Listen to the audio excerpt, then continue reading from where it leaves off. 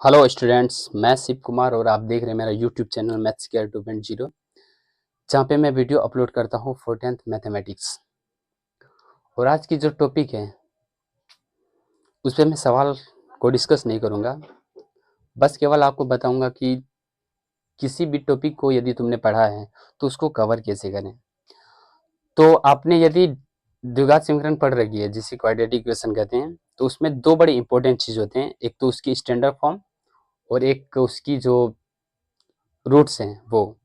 तो वो आपको निकालना तो पता ही होगा, या फिर नहीं पता है तो आप मेरे वीडियो को रेफर कर सकते हैं जहाँ पे मैंने अच्छी तरह से समझा रखा है। फिर भी मैं आपके सामने एक एग्जांपल लेता हूँ। जैसे कि हमारे पास एग्जांपल ये है, x square minus 3x minus 10 is equal to 0। तो यहाँ से मैं इसको डिस्कस करूँगा फैक्टराइजेशन मेथड। तो फैक्टराइजेशन मेथड हमारे पास ये होती है माइनस का 10। अब यहाँ से 2 गुना अगर 5 करते हैं तो हमारे पास 10 आती है। तो इसको बस सेटिस्फाई करवाना है। तो सेटिस्फाई करवाने के लिए हमारे पास इस प्रकार से होती है। अब जैसे कि यहाँ पे -5 दे दो तो 5 गुना 2 माइनस का 10 आ जाएगी, और यहाँ से इसको सेटिस्फाई करवाते हैं इस प्रकार से,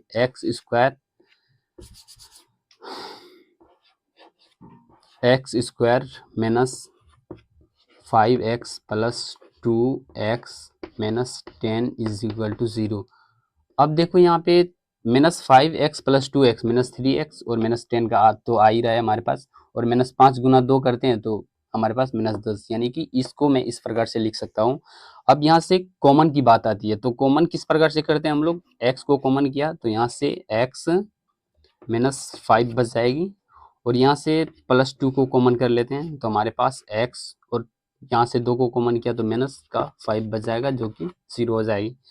अब यहाँ से बाहर वाले को हम अंदर लेते हैं तो x plus 2 is equal to 0, और एक हमारे पास आती है, ओह सबसे पहले इनको कॉमन करना है, तो बाहर वाले को अंदर ले लो, x plus 2 is equal to into x minus 5 is equal to 0। अब यहाँ से x प्लस 2 बराबर 0, और एक हमारे पास x minus 5 is equal to 0। तो यहाँ से हमारे पास आती है x की वैल्यू -2 और एक x की वैल्यू 5 आती है। अब मैंने आपको बता रखा है कि अगर मैं इसके मूल को अगर मैं इस इक्वेशन में पुट करूँ तो हमारे पास 0 आंसर दे देगी। तो चलिए कैसे देखते हैं। जैसे हमारे पास ये यहाँ पे x की वैल्यू मैंने -2 पुट किया, तो यहाँ से -2 का स्क्वायर हो जाएगा, और फिर -3 इंटू -2 -10, तो यहाँ से 4 प्लस 6 -10। अब यहाँ से 4 और 6 10, और -10 इज इक्वल टू 0। उसी प्रकार से आप जब इसको पुट करेंगे इसमें तो हमारे पास ये भी 0 ही दे देगा। अब जैसे कि हमारे पास ये इक्वेशन आ गई, अब मैं यहाँ से आपको बताना चाहता हूँ कि हमारे पास इसके दो रूट्स निकले, एक अल्फा और एक बीटा। और वैसे भी नॉर्मली हमारे पास दो डिग्री की इक्वेशन है तो 2 ही रूट्स निकलते हैं।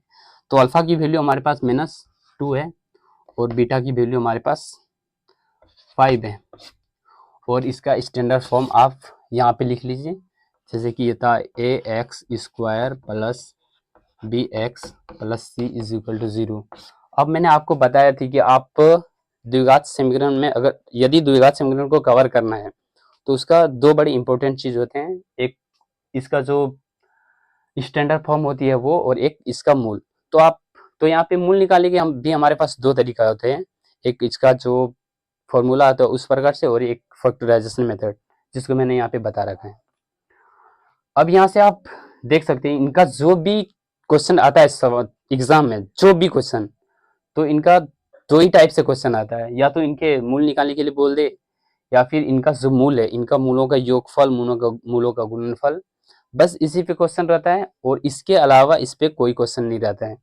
तो मैं यहाँ पे बस दो ही चीजों को बताऊंगा जिससे द्विघात समीकरण को आप बिल्कुल अच्छी तरीके से कवर कर सकते हैं। यदि आप द्विघात समीकरण पढ़ते हैं तो आपको मूल निकालना आना चाहिए और एक स्टैंडर्ड फॉर्म आपको पता होना चाहिए, तभी आप द्विघात समीकरण को बहुत अच्छी ढंग से तैयारी कर पाएंगे।